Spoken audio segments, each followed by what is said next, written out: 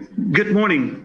Welcome to Texas A&M University-Commerce, College of Education and Human Services inaugural symposium entitled What Truth Sounds Like. My name is Lavelle Hendricks, and on behalf of my co-chair, Sherry Harwell, and members of the symposium committee, the Texas A&M University system are delighted to have so many of you joining us here today. This day promises to be both informative as well as challenging experience for many of you as we draw from the various disciplines from within the college to provide you with a perspective on dismantling systemic and oppressive racism. The Texas A&M University system is proud to support Texas A&M University-Commerce, College of Education and Human Services. Please note that for this entire experience will be recorded, and for your viewing at a later time, you can visit tamuc.edu/truth. Again, that's tamuc.edu/truth to view all of the content. Please use our hashtag as well for today. That is hashtag TAMUCeducates. That's hashtag TAMUCeducates to raise interest in our event on this today. Now, I'm delighted and honored to present our visionary leader and our Dean of the College of Education and Human Services, Dr. Kimberly McLeod, who will bring us greetings. Dr. McLeod. Good morning. Good morning. I'm delighted to have all of you here. We are excited about our first symposium. We had around 850 people registered. All right, I want to begin by sharing with you a quote by James Baldwin. And he says, "Not everything that is faced can be changed, but nothing can be changed until it is faced." When we look at racial injustice and inequities in the African American community, it's easy to place blame and point fingers on systems or people that are external from us. It's easy to say from a lens of comfort and convenience, well, they put themselves in that position. Or if it were me, this is what I would do. It's simple. Or why don't they just pull themselves up by their own bootstraps like my family did? Or why can't they just obey or do what they're told or just dribble the ball? Don't engage in the social climate. Or what's so difficult about getting a job or keeping it or staying in school? It's easy to blame the African-American father or mother, the elderly grandparents for broken homes, or for rearing undisciplined children that just don't seem to fit into the culture of a school system. Pointing blame is easy, as is accepting that things cannot change, because that's just how things are. So we accept the status quo. But Baldwin says, nothing can be changed until it is faced. What's difficult is looking at our own behaviors and mindset and honestly asking the question, is my indifference and lack of understanding contributing to the social injustice and inequity? Is my voice or my silence culpable? What's difficult to hear and accept is what truth sounds like. What does truth feel like?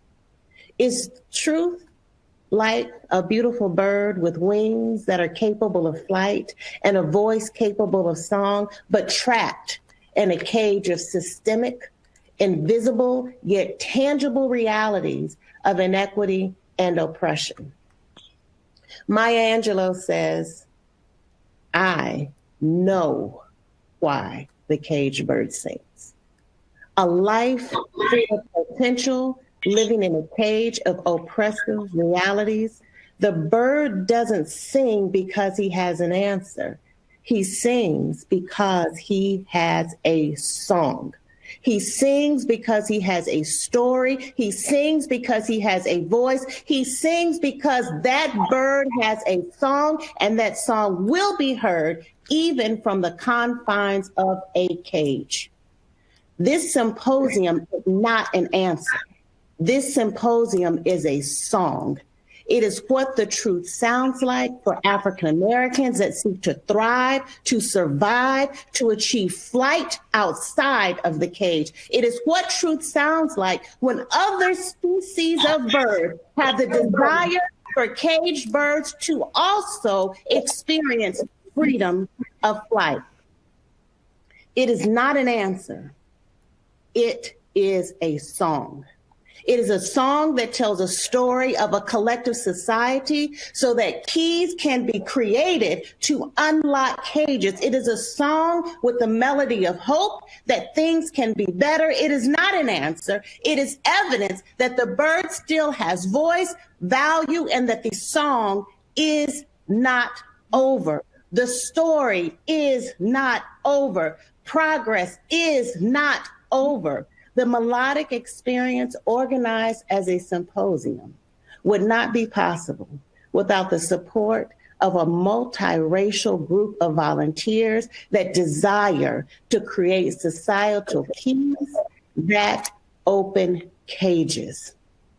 Thank you to the organizing committee. The national chorus of individuals and panelists would not have been assembled today without the support of the university president, Dr. Mark Rudin, who has been an authentic advocate of equity and opportunity for our university, community, alums, and faculty.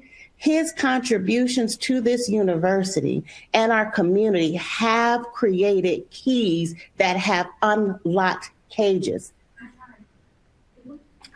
Those cages have unlocked cages have given flight. I am living evidence. As I serve as the first African American and female dean for the College of Education and Human Services for Texas A&M University. But just to be clear, my melanin wasn't the only thing that got me here. And our college has taken flight. Thank you, President Rudin, for your support. Thank you for your vision.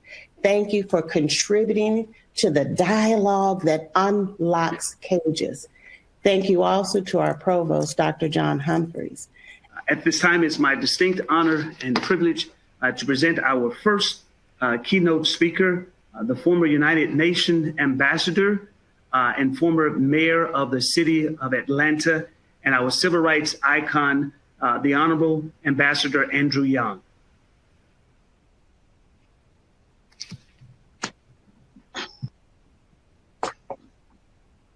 Thank you very much, Lavelle, or I should say Dr. Hendricks. Am I coming through? Yes, sir. We can hear you, Ambassador. Okay.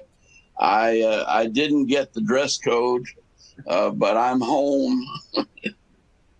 And I wish I had known and I could have gotten as clean as you. But actually, this has been a very difficult time for all of our lives. And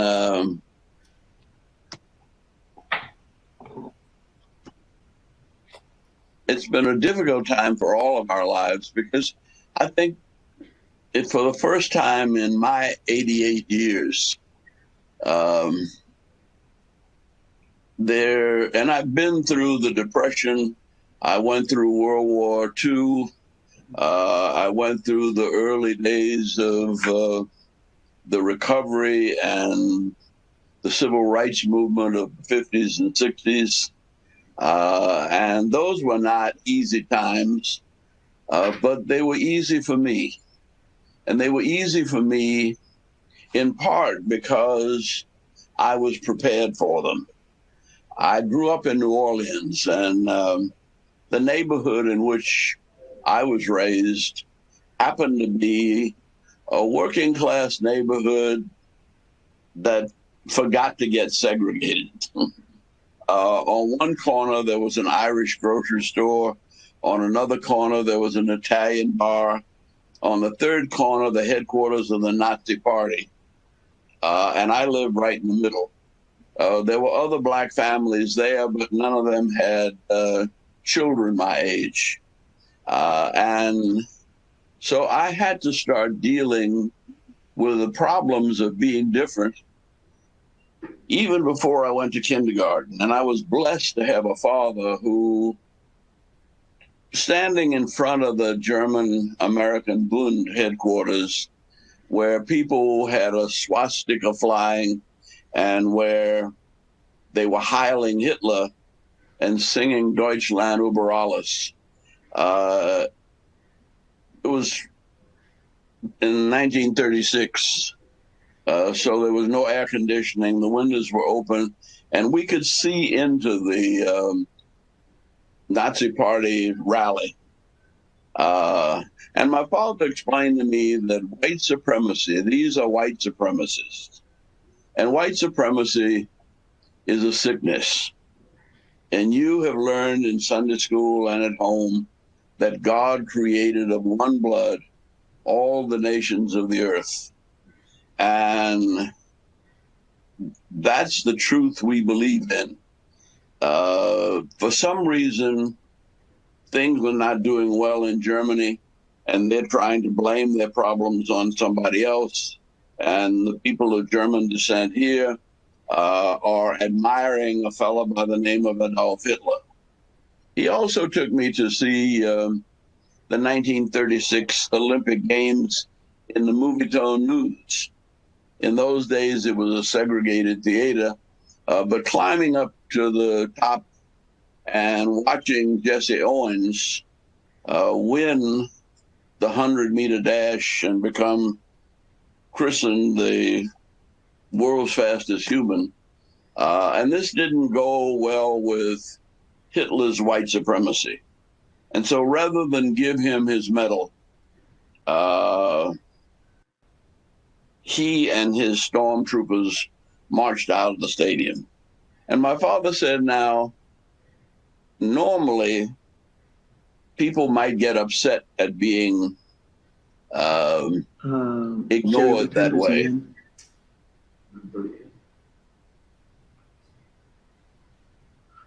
That people might get upset by being ignored, but Jesse Owens didn't pay any attention to that. He simply received his medal, kept his mind together, and went on and won 3 more gold medals and broke another world record. And he said, that's the way you have to deal with white supremacy. He said, you don't argue with them. You just demonstrate that given a chance, you can compete with anybody, anywhere. And the worst thing you can do is to get angry. And he always said to me, when you get angry at something, the blood rushes from your head to your fist and your feet. And you either want to run or fight. And he said, neither of those would be good for you. He was just 5 feet 4 inches tall. And he said, you're probably never going to be more than 5, 7, or 8 at most.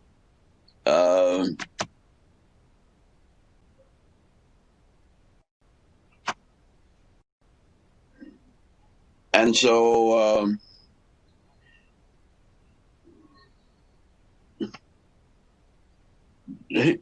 he said, you have to keep your wits.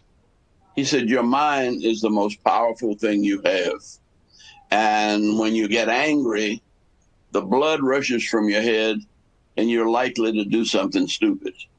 He said, the one thing you remember all your life is don't get mad, get smart. Mad in any kind of struggle or any kind of fight, you'll find that you're more than likely to lose. Now, my computer's going in and off and on. I hope I'm not going off and on. Are you able to hear me? Yes, sir. Yes, sir. Okay. And so that's been my approach to not only racial difficulties, but all kinds of difficulties. Because I learned that almost everybody has some kind of problem with anybody who's different. It happens in our families.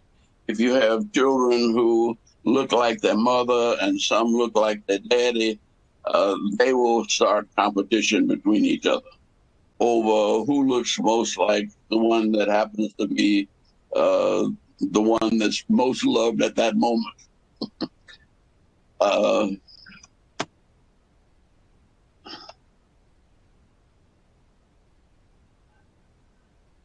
And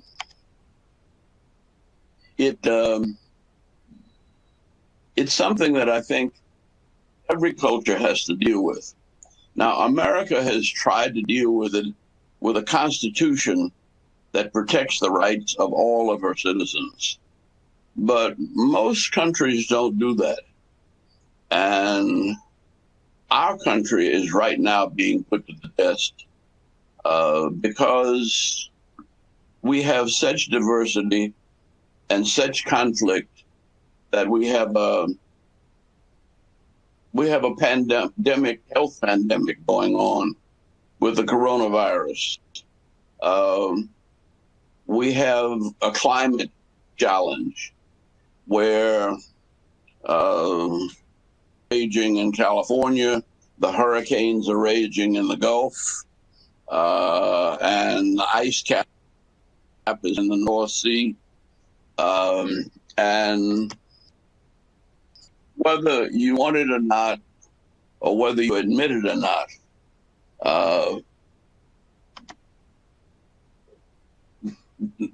there is a climate change. There is a health challenge. There is also an economic challenge. And on top of all of this, or maybe because of all of this, there's a technical challenge.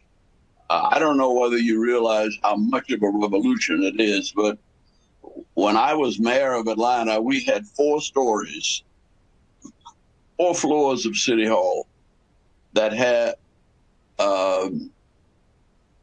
mainframe computers that were about 8 feet tall and maybe 4 feet square. And we had 4 stories in City Hall to take care of the records of Atlanta's city government. Now, I have in one little cell phone, which I don't know how to use very well, but I could, there's as much technical capacity in this one little thing that we keep in our pockets. One thing I have learned how to do with it is read. And I can download books, and I can either read them or listen to them. And there must be 120 books in here, and I can stick it in my pocket and use it anywhere. We're in the midst of another technical revolution where artificial intelligence is going to be handling a lot of things that we used to have to think about and worry about. And I go back to the days of a slide rule and pencil and paper. Nobody uses that anymore. The technical problems that are challenging our society are making everybody insecure. The jobs are not being taken overseas. The jobs are being transformed from human hands to machines. And they really just don't exist anymore. I remember going to a steel mill in Gary, Indiana, and there were 2,000 people on the floor. It moved to Korea, and when I went to Korea, I went to the same steel mill, and there was nobody on the floor. Instead, there were about 20 guys up on a catwalk looking down, operating the entire factory, I mean, 20 people and the machines were doing the work of 2,000 in Gary. Now that's inevitable. There's no way you can turn that around. There's no way you can bring those jobs back, no matter what politicians will say to you. What we're in the process of doing is reorienting an entire society. Now, that makes everybody insecure, and they want to blame somebody. So they blame the immigrants, and they blame the black folk, and they blame the tall people. In Rwanda, it got so serious that the tall people and the short people had a civil war. Now, they were all Roman Catholics. They were all black. They all spoke the same language and had the same heritage. But 100 years ago, somebody decided that short people and tall people needed to be separated. Short people married short people, needed to get short. Tall people married tall people, and they continued to get tall. And we had a genocide in Rwanda where over 1 million people were killed. And nobody is quite sure why and how it happened.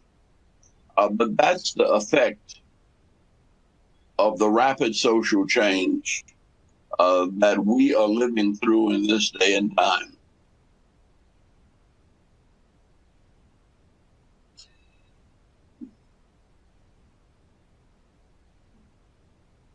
And so when we look at race, let's don't just make it me and you problem. It really is. It's part of the rapid social change of an extremely complex and successful society. So instead of being afraid of the problems of climate change or the problems of a pandemic or the problems of an economy that's in disarray or the problems of law enforcement, we've got to find a way to embrace these problems and accept them as challenges. Now, I have been privileged to do that here in Atlanta.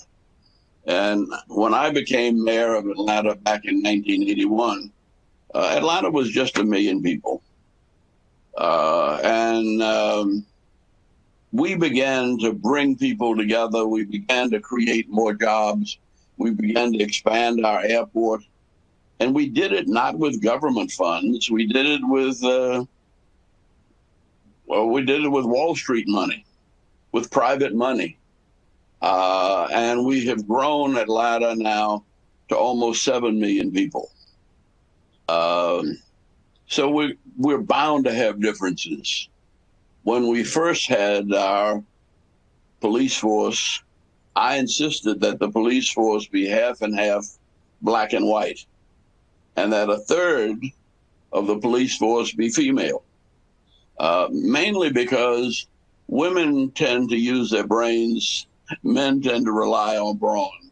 Now, that's not always the case, but that's my prejudicial view. And I happen to have 3 daughters, so and a son, but only 1 son.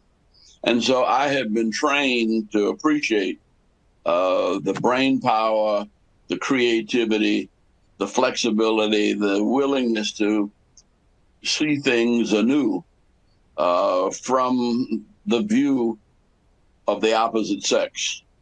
And I think that that's the message we've got to learn. When I first went to New York for a job, and I mean, I'm from Louisiana, and we had a few people who were gay, but nobody bragged about it. I found myself in New York in the middle of a whole gay society. Even my boss called me into his office to explain to me that he was gay and what that meant. That was quite an adjustment for a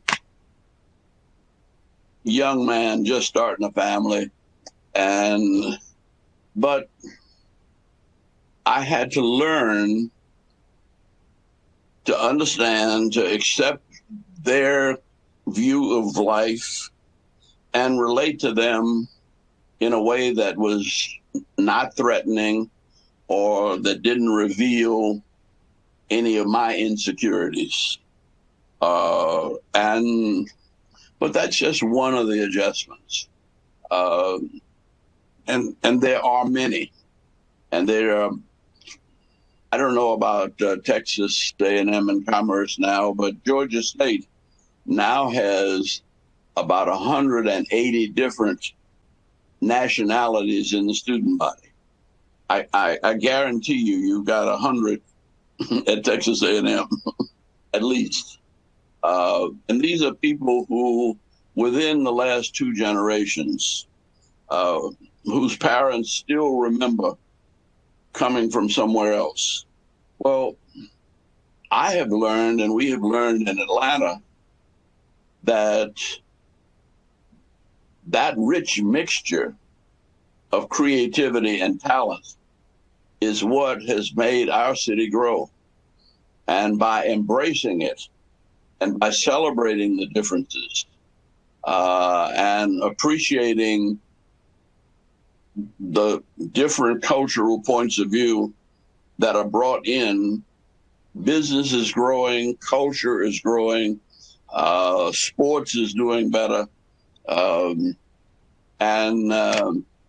It's so much better than the old-fashioned segregated South that I grew up in. Now, we're looking at a global reality in the months and years to come. And unfortunately, my view is that we should embrace this. In my office, I have a globe that goes around over and over, and it never stops. And that's the way the earth is on which we live. Now, we have some people in power who want to stop the earth from turning, who want to reverse it, to go back to an old time where things were different. It cannot be done. And the world is going to continue to turn. And the inventors of technology are going to continue to invent. The creative people in finance are going to continue to come up with new products. I don't know about you, but when I was growing up, we went to the Sears Roebuck catalog. And then we wiped out Sears. Sears went to the suburbs, forgot poor people. And lo and behold, here comes computers and Amazon taking over the whole thing. And all of our shopping malls are doing a little bit different. And so we're going to have to reinvent the way we shop. We're going to have to reinvent healthcare. We're looking right now for viruses. I mean, and those viruses have been around a long time, but we were not exposed to them as we are now. But the world travel, the fact that we have an airport that brings in 107 million people last year, that means there are new viruses, there are new diseases, there are new challenges health-wise that are coming from all over the world and that we're taking all over the world. And so I'd rather look at this as a challenge that's an opportunity, not something to fear. And I have trust in this country. I have trust in our religious values. I have trust in our brain power. And I really believe in our Constitution. We don't live up to it, but the truths are there, and we're committed to those truths. Once we decide to pursue them together, we will create a completely new way of doing everything. And it will be better, it will be cheaper, it will be healthier, and it'll be more fun. Just stop for a minute. And I can remember in Alabama when George Wallace was standing in the door saying, segregation now, segregation forever. See? Well, it was Bear Bryant, the football coach, that said, hold on. If we stay segregated, well, he actually went to the Rose Bowl and there was a halfback, I think it was with Penn State, that just ran rings around him. And he came back and he said, I don't care what color they are. We got to have some of the speed if we're going to continue to play football. And when Alabama decided to allow black Alabamans to join the football team, they ended up, more than likely, they're almost always considered to be in the top 5. I think that same lesson can be learned and must be learned about our faith, about our life, about our politics, about our education.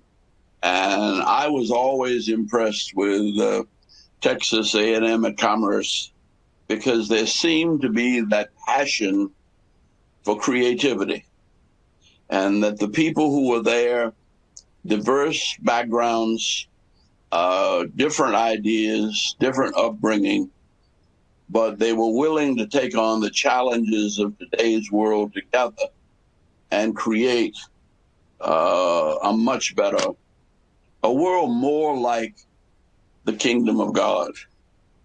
And so that's why in spite of all of the troubles, I've always found that the Lord will make a way out of no way. And it's only when the way gets dark that we begin to see a new light in the distance. And I'm waiting on that light. In the meantime, we've got to seek it in ourselves, in our neighbors, in our friends, in our politics, and we've got to vote for the light. We've got to vote for the future. But we've got to vote, because that's the way you translate ideas into reality in a democracy such as ours.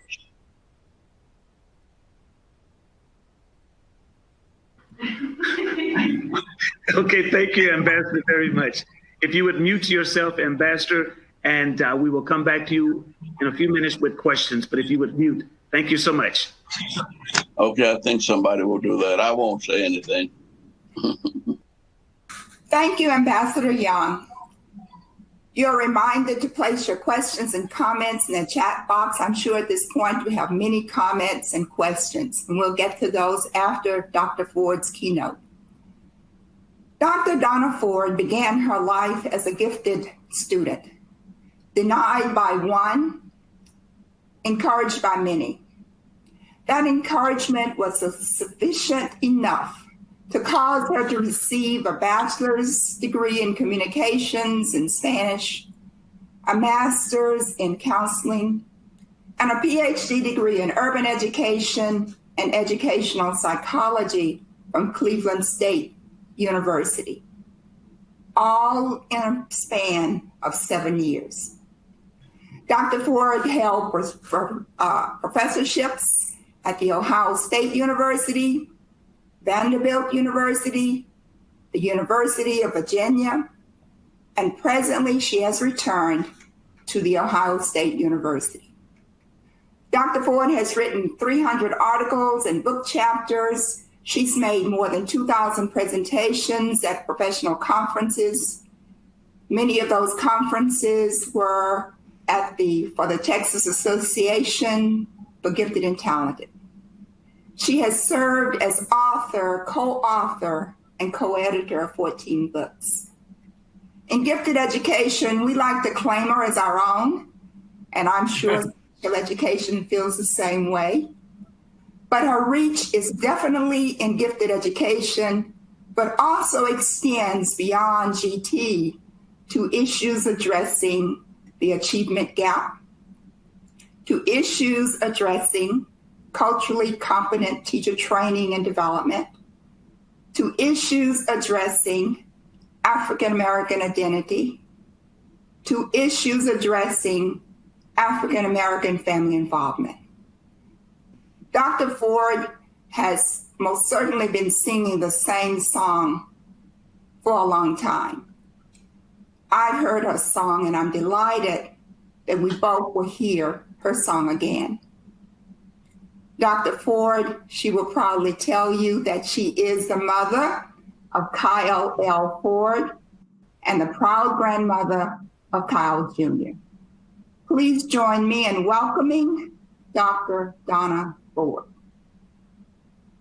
Wow, Dr. Miller, what a fantastic introduction.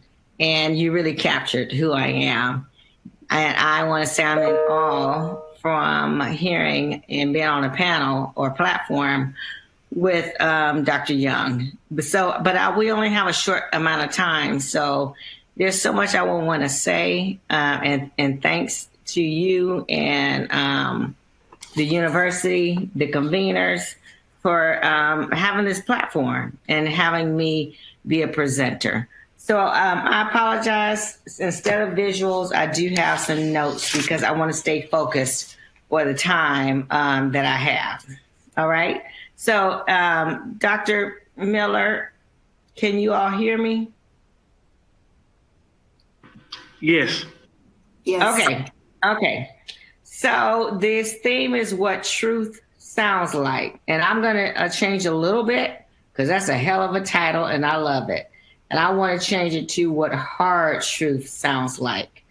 And in my thoughts would be the late Congressman John Lewis about good trouble, okay, and others. So as was just said by Ambassador Young, former Ambassador Young, we are living in, more than one pandemic. So we got COVID-19, but I want to claim the other pandemic is racism 1619 to the present. We must have conversations that entail, that embody, that personify truths.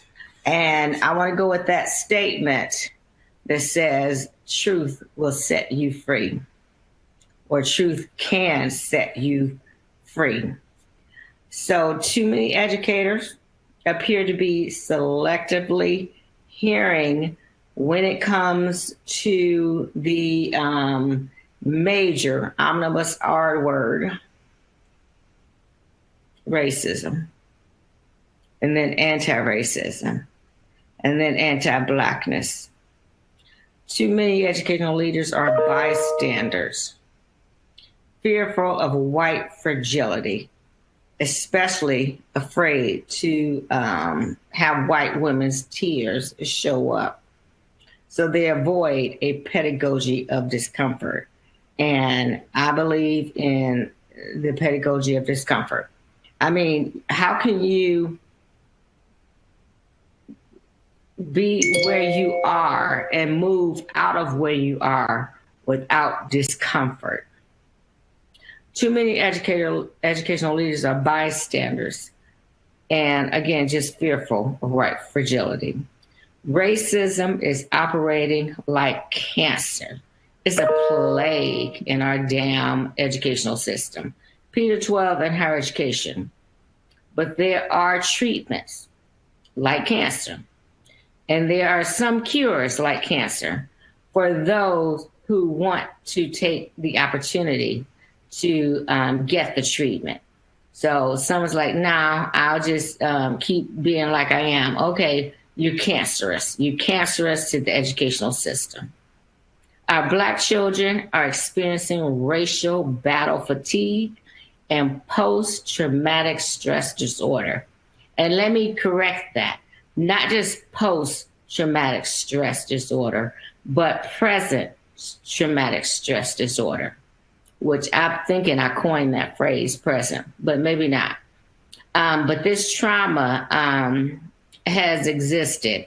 And I wrote this in recently in Diverse Issues in Higher Education under the leadership of Dr. Jamal Watson, who has given me a platform and a blog to share the horrendous experiences of Black students in particular. So I gotta give a shout out to Dr. Watson. So sarcasm, and this is with support. We have resource officers more resource officers than counselors in our schools, which feed the corrupt, and I want to repeat that, to corrupt school to prison pipeline. So these are some hard truths, and I'm not finished. So we have miseducation, Carter G. Woodson. And as my dear friend and colleague here at OSU says, we have educational malpractice, which is my latest piece in Diverse Issues in Higher Education.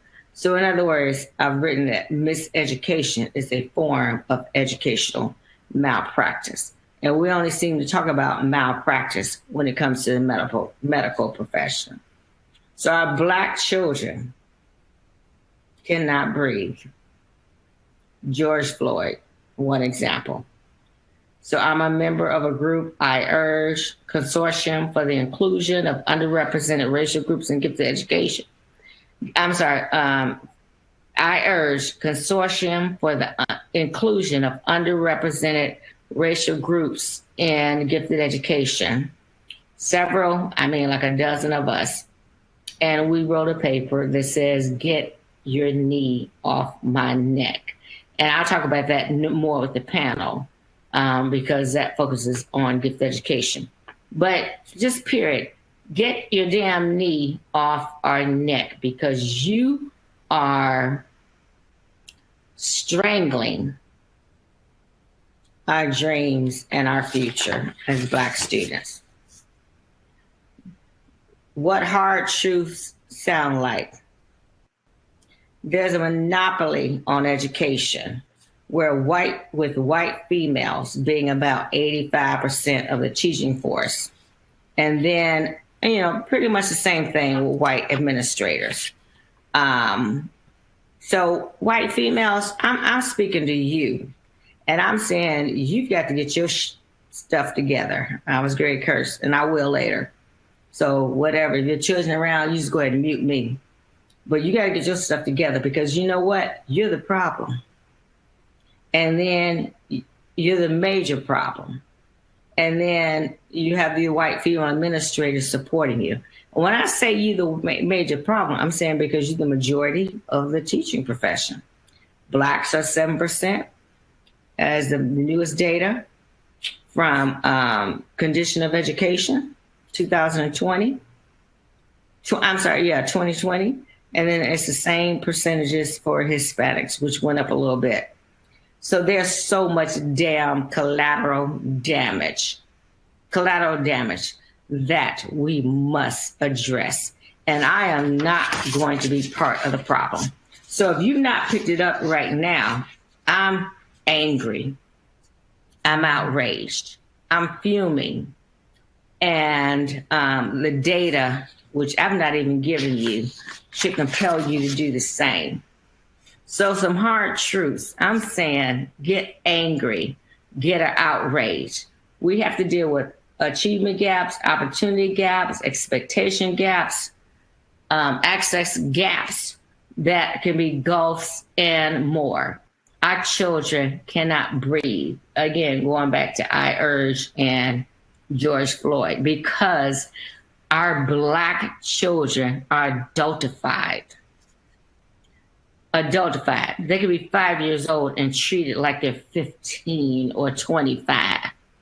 And don't act like you have not seen this in the news.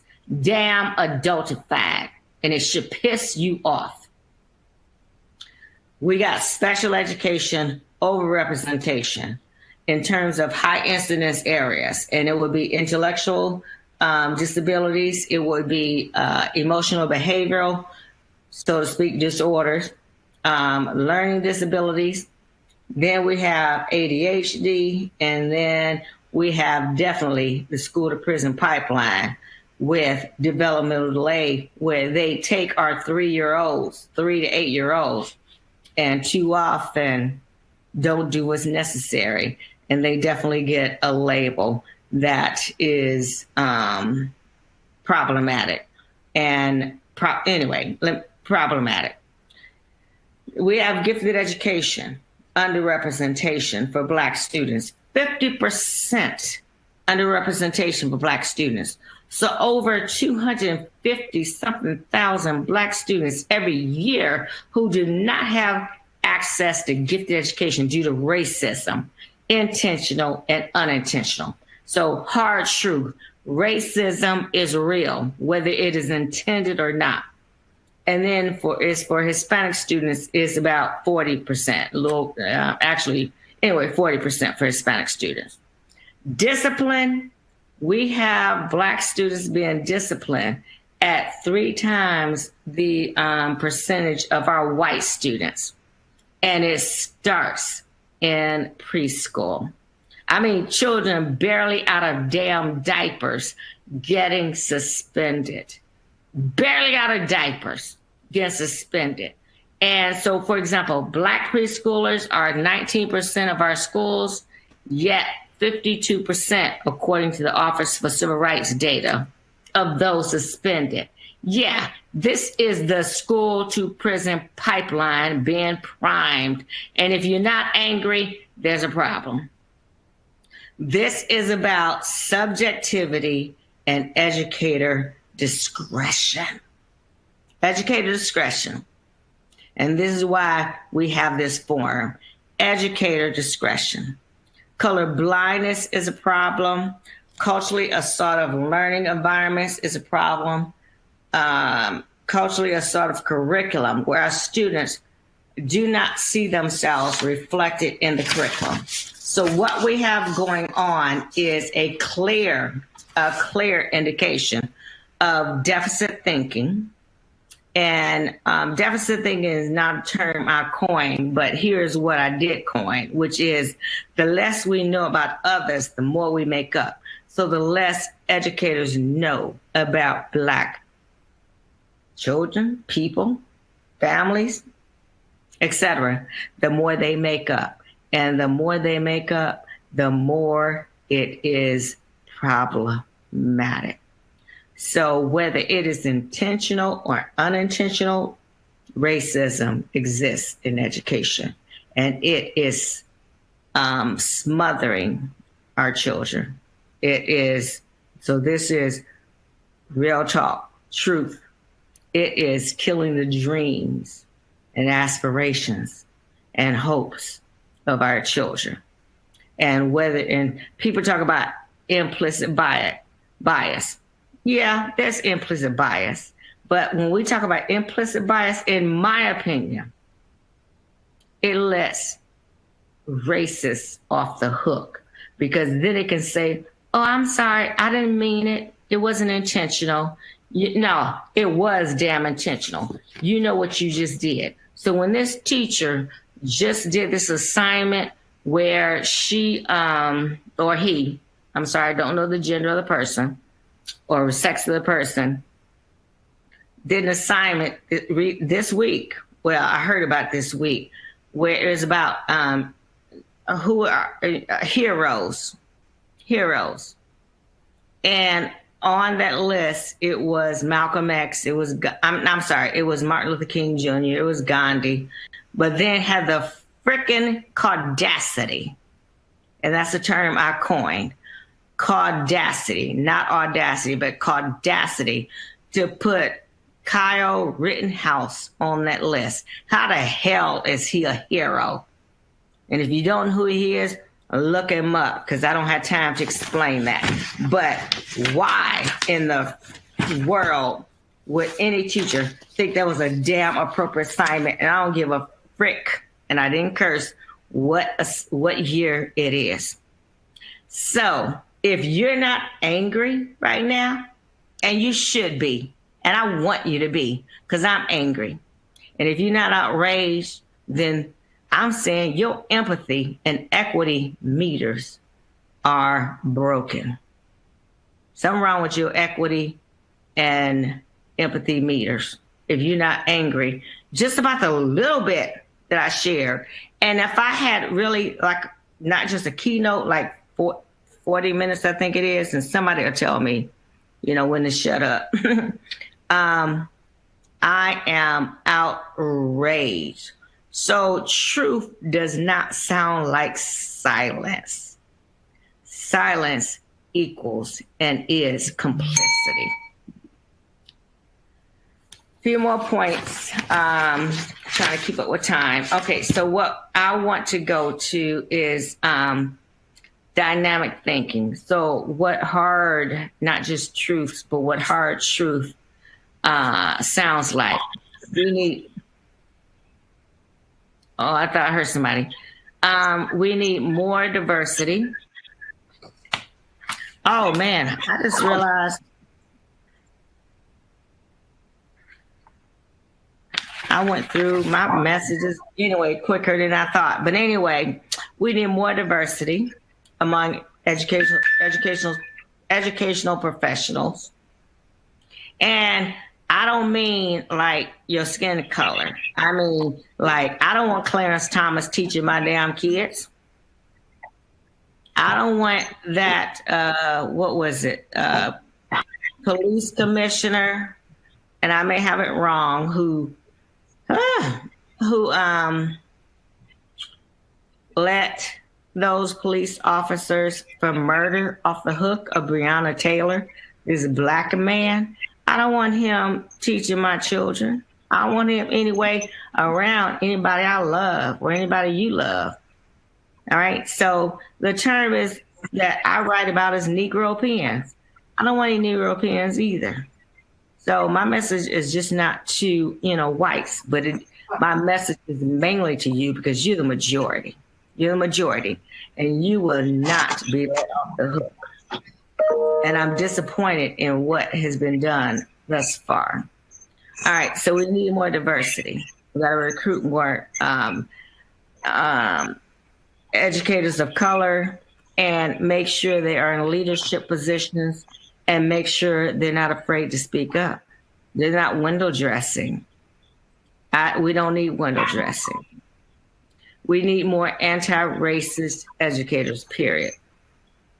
We need, and so, this is a university, right? Texas A&M University-Commerce.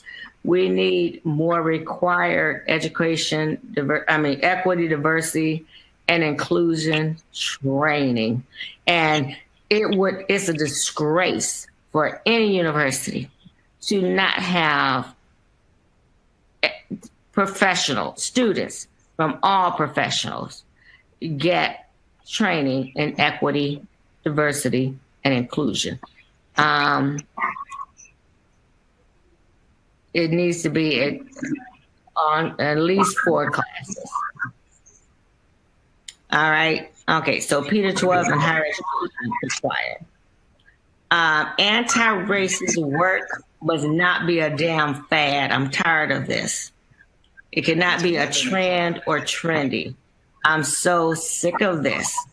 And I know that the university, under the leadership of the president and the dean, they're not into that. No less is my new president and my dean, Don Pope Davis. In fact, I tweeted this morning that under his leadership in 2 years, we are now at this predominantly white institution, Ohio State University, 30% diverse. Now, tell me who else can match that. That is under the leadership of my dean, Don Pope Davis. We're not 5%. We're not 7%. We're at 30%. So guess what? It can be done. Stop the damn excuses. Just stop. And I'm sick of diversity being the flavor of the week and the flavor of the month. I'm almost done. Actually, I am. 2 more points. I want to end by saying 2 things. We must end drive-by teaching, where you drive in, get your paycheck, and you really don't care about your children, your students. And then last, if you really don't care about children, especially Black children, because of the harm that's done, leave the damn profession. And that's what hard truth sounds like.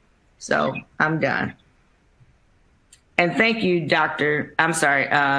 Andrew Young, Ambassador, for your remarks. And maybe you don't curse, but I do. But I'm telling educators, who's in the profession, leave it. Do no harm. Get the hell out of the profession. Stop harming our kids. I'm done. I'll stop. Okay. Again, thank you so much, Ambassador Young, and thank you so much, Dr. Donna Ford, for your insightful comments that you have provided. Truly, we are honored by your presence as part of this important symposium on dismantling systemic and oppressive racism. There have been several questions that have come to us through our chat room. And the first one that would like to go to is to you, to Dr. Ford, is can you explain more on the concept of the prison to pipeline concept that you were discussing? Well, the school to prison pipeline, is where early on we have children being disciplined for subjective reasons and for unnecessary reasons. And once they have experienced suspension or expulsion, for example, then they enter the, in air quotes, system. And once they're in the system, then they are marked and then they are watched. And then if they sneeze, if they do almost anything, and I really do mean this, if they do almost anything, if they question the teacher, if there are so many examples, then they can get a referral to the principal's office, and then they're going to get in trouble again. I'm saying we have our kindergartners, our Black boys in particular. No, they don't have to do anything. They're adultified. And just because they're Black and they could be small, don't matter what their size, it doesn't matter. Then teachers are intimidated by them. Or if a little white girl says, sheds a tear, going back to white fragility, if a little white girl says something, or if a little white girl pushes this little Black boy and then he pushes her back, what does the teacher see? Oh, she sees the entire exchange, but then she adultifies the little Black boy, and he is the one that gets punished because the little white girl is so damn fragile, which she's not. So I'm sick of this Becky and what's the other name? Karen BS. I'm sick of it. And it's not just outside of schools, it's inside of schools. We have teachers who are Karens and Beckys, and it's a problem. Thank you so much, Dr. Ford. The next question will go to Ambassador Andrew Young. Ambassador, if you are still on, the question to you is, Dr. Martin Luther King Jr., as you know, left this world here on April 4th, 1968. What would be Dr. King's message to Black America today?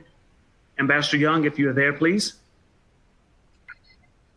Yeah.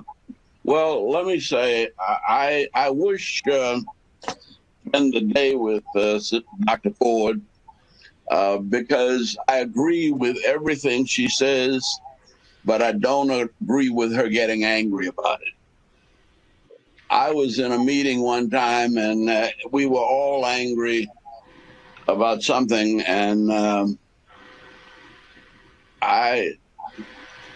we were ready to do something I think it was when James Meredith got shot in Mississippi, and everybody got all upset, and I was upset too. And Dr. King said, "Excuse me, I need to run to the bathroom. Andy, meet me in my office." And when I got there, he said, "What the hell are you doing?" I said, "I'm just sick and tired of this. I'm angry." He said, "Look, I can't afford to have you get mad." He said, "Everybody else has a lot of burdens, but you have been able to stay calm. That's the reason I have you there." And he said, "You have to think as clearly and as conservatively as you can, because that gives me more room in the middle to make a decision that is tactically correct." And he said, "I can get emotional and I can get killed tomorrow for nothing." He said, "I'm not scared to die. I don't want to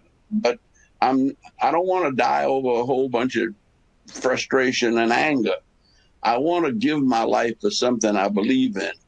And if you don't remain calm and rational, if you're going to get as angry as everybody else, I don't need you." And so that's the reason why I would say, in answer to that first question, the best understanding of the prison pipeline was really third grade to prison pipeline is one of Dr. Ford's colleagues at Ohio State, Dr. Alexander. I forget the name of the book, but it's a brilliant analysis of the attempt to put mostly black men, but black men and women in prison. And what she reveals is that they start deciding how many prisons they need by who gets put out of school in third grade. And so they're systemic things that we have to deal with. And we can't afford to be angry. We've got to be as quiet and calm and thoughtful and precise as we possibly can. My daddy used to smack me around. Don't get mad, get smart. See, if you lose your temper in a fight, you're going to lose the fight. Now, I'm 88, and I've been at this a long time. But the guys who were too angry, too frustrated, they didn't get killed. See, they got ulcers. They had heart attacks. Very few of the so-called militants, there's a certain level of militancy that hurts you. And that's why, with the background that she has and the experience that she has and the degrees that she has, I want to urge my sister, don't get mad, use your smarts, because it's going to take people like you to answer these problems. It doesn't do a damn thing to complain about them. Nobody gives a damn about us, and even us don't give a damn about us a lot of times. I'm sorry, I gotta laugh. I'm laughing. You are right on it, Ambassador Young. I'm sorry, I'm interrupting your time. No, that's okay. But I heard your introduction, see, and you are a brilliant, wonderful woman in a critical position in the American educational establishment. See, and every question you have, every charge you make is right on target. But it doesn't do anybody any good to make them pick one or two of those and say, I'm going to devote myself to wiping this one out. And that's how we did the civil rights movement. We started with a bus boycott. we went from the bus boycott to the freedom rides. To the sit-ins, to the freedom rides. Where we are now is with the problems of poverty. All of the problems you face are ultimately economic problems. And our children are upset because mama's working, daddy's working 2 jobs if he's there, or if he's got too many children, he's given up and run off and left them there with the mama. But all of those are because the people we now call essential workers, nobody has paid them like they're essential, and nobody thinks of them has thought of them as essential until right now. And we've got to find a way to bring this society together and solve these problems, because they are going to destroy us if we don't get a hold of them. But we can't count on white people to do that. It's not that they don't want to, they don't know any better. And so you have to kind of help them and to find a win-win solution. And there's a win-win solution to every one of these problems that you so brilliantly articulated. So thanks very much. I'm going to need to run because this is United Nations Day, and I have an 11 o'clock thing on the United Nations. God bless you. It's good to know you, Sister Ford. Look forward to meeting you somewhere. Oh, my goodness. Thank you. I'm just so honored and humbled. Thank you. Thank you, Ambassador. Don't get humble. Don't keep the fire. Okay. But you control it. Okay. Thank you so much, Ambassador Young. We have so many questions that are pouring in from all over the country from our participants that are here. But Dr. Ford, the next question to you is, for the most part, how do we dismantle white privilege in America? Dr. Ford. Well, I'm not going to deal with it from an American perspective. I'm sorry, what did Ambassador Young say? I think he's basically trying to get off and they are taking his technology apart. Thank you. Okay. So, the United States issue, that's bigger than what I do. That's just really not it. My sphere of influence is education. And I just talked about it. How can we dismantle it? And that's in the educational setting. So what can you do in your classroom? So you can have any policies and procedures, curriculum, et cetera, in your district. When you close your door, and I know we got virtual learning now, but when you are with your students, what you do to be an anti-racist educator, how do you implement the standards and then modify them through a culturally responsive lens? If you are, and that's just 2 examples. I'm not trying to promote my curricular model, but people can contact me about that later, my Bloombanks matrix. If you're an administrator, how do you make sure, like you all are doing, Hendricks, and have professional development that is unapologetic. Just look at the title of this and just look at who your speakers are. So how do we have professional development? So this be P to 12, and then let me quickly say higher ed.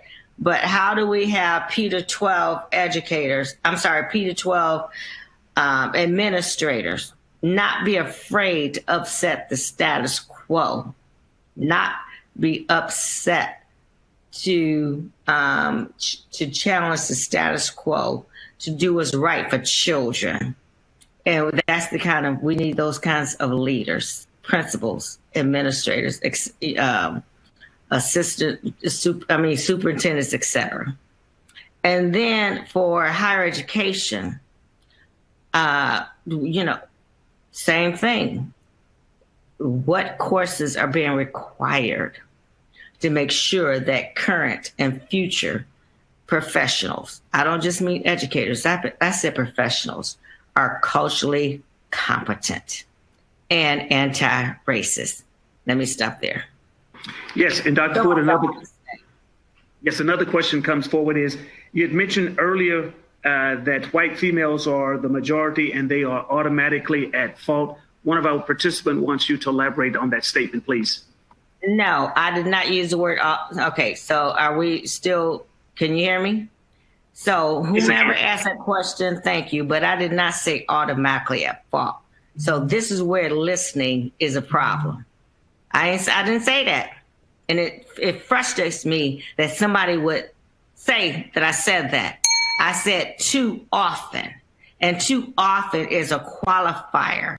It did not say all or automatically. So if you sense white females are 85, about 85% of the teaching profession, hell yeah, you matter in terms of your attitudes, your biases, and your stereotypes. Your implicit and your explicit biases matter. But I am strategic enough. I am trained enough to not say automatically.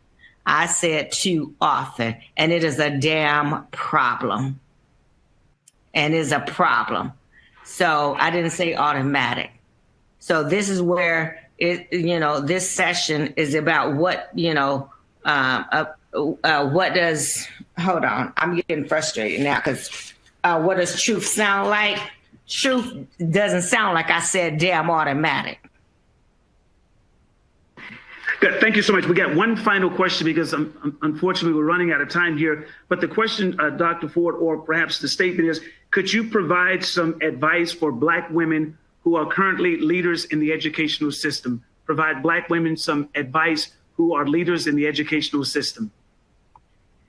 Peter 12. I'm sorry, Yes. Could you provide some advice for Black women who are leaders in the educational system, P12? Yes. Well, okay, so my advice is, which I've never been a principal or superintendent in the educational system, but my advice is when you take on this responsibility, then you need to be clear up front what your position is in terms of anti-racist education and how you plan to address anti-Blackness. So when you're doing your interview, I mean, you can't be desperate because, by the way, if you start this anti-racist, and I'm going to put in air quotes, agenda later, you'll be looking for another job real soon. So why don't you, during your interview, be upfront and talk about your anti-racist, anti-Blackness problems. And that is my advice. Be real as you would in any relationship.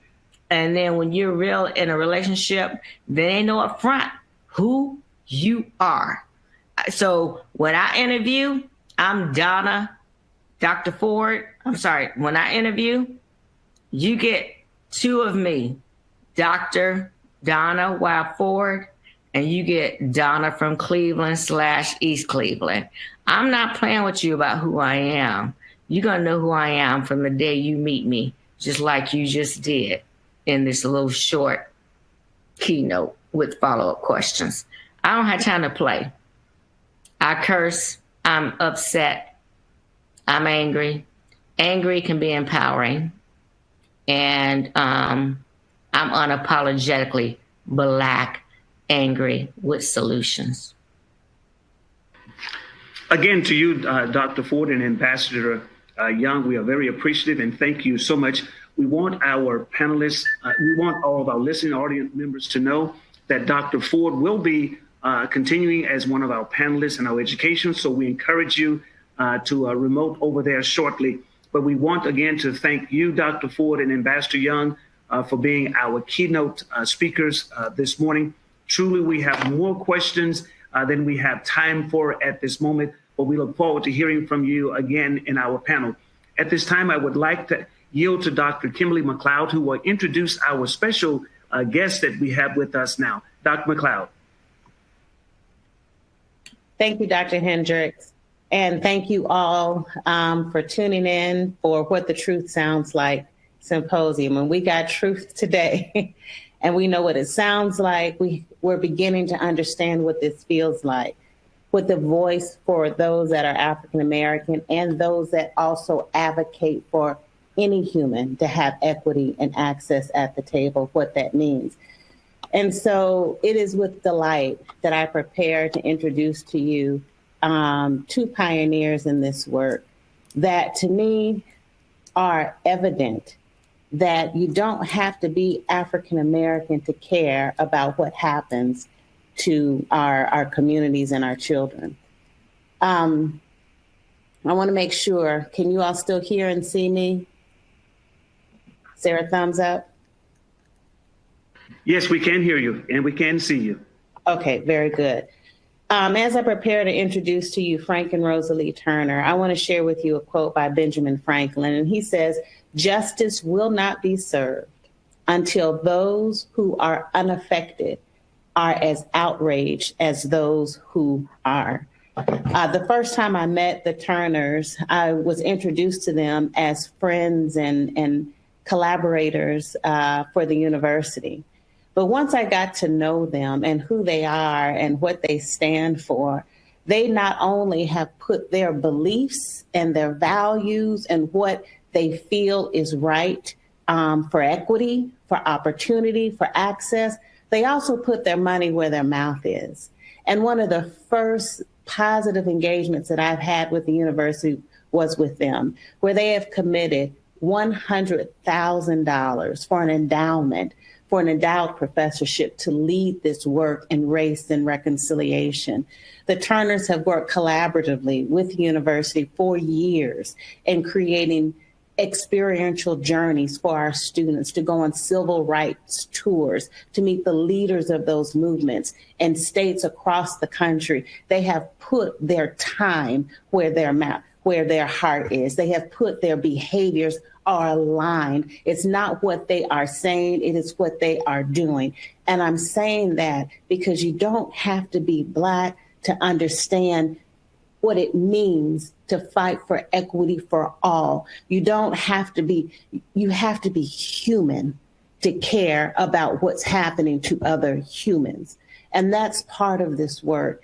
And so it is a great delight and a joy for me to share with you a couple, two individuals who absolutely have aligned passion, who have aligned belief, who have aligned financial means, who have aligned their behaviors with reconciliation, with equity, with opportunity for all of our students, for our society as a whole. I want to introduce to you Mr. and Mrs. Frank and Rosalie Turner. Well, thank you so much for that nice introduction. We're so honored to be part of this symposium. And I love the title of it, What Truth Sounds Like, because truth, as we've heard this morning, is made up of a lot of words like institutional racism, white privilege, systemic racism, the pipeline issue, so many things that are of our concern today. And what I believe is that words and conversation can lead to understanding, and that understanding can lead to action, and action can lead to change. We've had chances for it in the past with Reconstruction and with the Civil Rights Movement in the 60s, and that was effective, but it stopped short. I believe we're on the cusp of a change again, and we have to go forward with it. In 1963, in Birmingham, Alabama, the young people were ready to march, and they gathered together, but they didn't know the moment that they would be called upon. So the SCLC went to Parker High School, and they held up a big sign, and it simply said, "It's time." And all the kids knew that was it. And they came pouring out of Parker High School, the doors and windows. They came from all the Black schools around. They went down to 16th Street Baptist Church, and the Children's March of 1963 happened. And within a month, President Kennedy was taking civil rights legislature to Capitol Hill. And we have that opportunity now. We're having conversations. Those conversations can lead to understanding. That understanding can lead to action, and that action can lead to change, which we desperately need in our culture of our country today.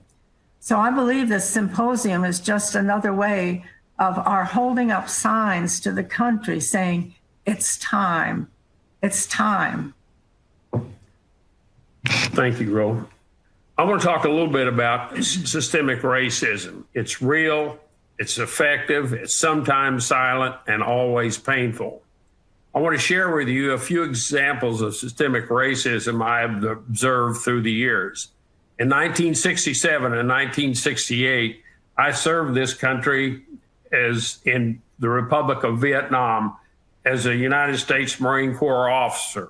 I served alongside many outstanding Black Marines, only to find out when they returned to the States, they were denied lodging, they were denied food, and they were denied opportunity, which made me think, I wonder how many Black veterans of all wars of this country came back from the battlefield to the States and found the lack of lodging, food, and opportunity. In a community where we lived in Virginia, a Black couple that we knew taught math, English, and coached basketball in an integrated high school. They could not live in our neighborhood, not because they couldn't afford it, they could. It was simply because their skin was Black. I was born in 1939. In case you haven't noticed, I was born white.